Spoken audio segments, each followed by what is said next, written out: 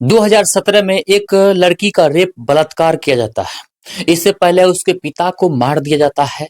उसके भाई को झूठे आरोप केस में उसे फंसा दिया जाता है और उसके बाद एक गवाह को भी रास्ते से हटा दिया जाता है। उस पीड़िता की मौसी को भी मार दिया जाता है एक्सीडेंट के माध्यम से। उसकी मामी को भी मार दिया जाता है। उसके परिवार में कुल मिलाकर काफी अधिक संख्या में लोगों को मार दिया जाता है, किसी न किसी अलग अलग तरीके के बहाने से। अब वह व्यक्ति को दिल्ली कोर्ट ने वो पीड़िता के द्वारा जो है जब थाने में एफआईआर दर्ज करवाने जाती है तो एफआईआर नहीं लेते हैं। एफआईआर नहीं लेने की वजह से जो है वो पीड़िता चल जाती है सीएम आवास लखनऊ। वहां अपने आप को जो है आत्मदाह करने की कोशिश करती है। यह घटना 2017 का है।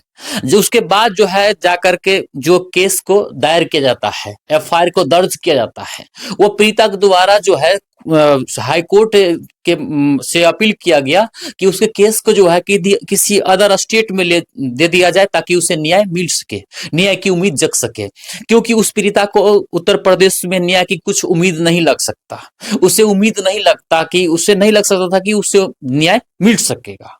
लेकिन दूसरी तरफ एक चीज और है, वो जब हाईकोर्ट के द्वारा केस को ट्रांसफर दिल्ली कोर्ट कर दिया गया, फिर दिल्ली में जो है कुलदीप सिंह सेंगर जो कि उस पीड़िता के साथ में रेप बलात्कार से घटना को अंजाम देता है, फिर उसके सारे जो भी कारनामे होते हैं उसमें उसका हाथ आता है। कुलदीप सिंह सेंगर जो कि बीजेपी के उसमें वर्तमान विधायक हुआ करते थे और काफी उन्हें दबदबा था और काफी कुख्यात प्रवृत्ति का भी थे।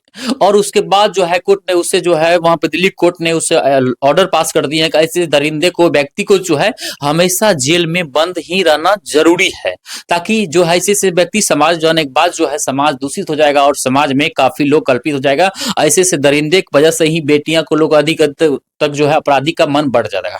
लेकिन उसके बाद आज 2025 में जो है फिर से उसे जो है सोचिए सजावार व्यक्ति का सजा माफ हो जाता है और उसे बेल मिल जाता है और वो जेल से बाहर निकल जाता है। आप सोचिए एक तरह आसाराम बापू देखिए, उस तरह से देखिए बहुत सारा जैसे बाबा हो चाहे प्रतिष्ठित व्यक्ति हो जो कि रेप जैसे बलात्कार से घटना में फंस जाते हैं, उसके बाद वह जेल से बाहर निकल जाते हैं। ये वर्तमान सरकार में आखिर इस चीज को लेकर के जो है सरकार ने क्यों नहीं इस चीज को लेकर एक्शन ले पाते हैं?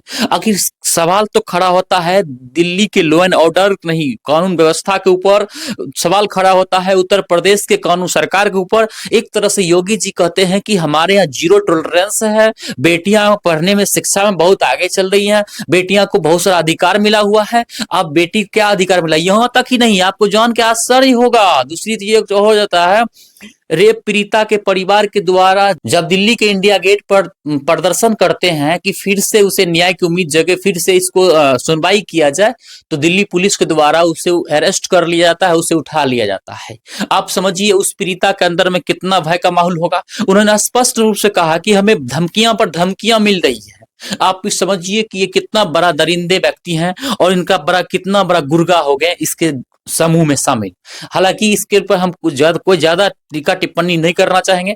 बाकी जो है सरकार को इसके ऊपर क्या संज्ञान लेते हैं, फिर से सुप्रीम कोर्ट हो चाहे हाई कोर्ट हो, इसके ऊपर क्या संज्ञान लेते हैं, वो तो उनके व्यक्तित्व और उनके आधार पर डिपेंड करता है कि वो कैसा इस केस के बारे में सोचते हैं। ये जानते हैं ना मामूली बात को लेकर के उसे जो है रिहा कर देते हैं। एक 5 लाख 14-15 लाख का एक जब फाइल भरवाते हैं और उसके बाद जो है पीड़िता के 5 किलोमीटर अंतर्गत नहीं आ सकता है, ये एक हलफनामा भरवाते हैं, उसे एग्रीमेंट करार कर दिया जाता है और उसके बाद इतना ही मामूली बात में उसे छोड़ दिया जाता है।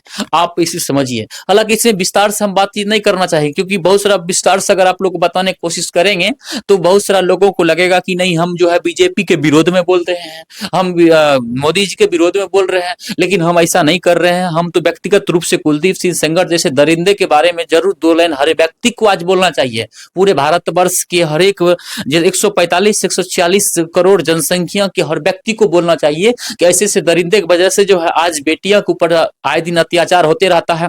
अगर एक दरिंदे जेल से निकल जाता है तो आए दिन बहुत सारा दरिंदे को मन बढ़ जाता है, वो सोचते हैं रेप बलात्कार से घटना अंजाम देकर के हम जेल से छूट ही जाते हैं तो क्या फर्क पड़ता है। हालांकि मेरा परिचय जान लीजिए, मेरा नाम अजीत सिंह है, आप बिहार बुक्स देख रहे हैं। आप बिहार बुक्स को अभी तक फॉलो नहीं किए तो आप फॉलो कर लीजिएगा। जय हिंद।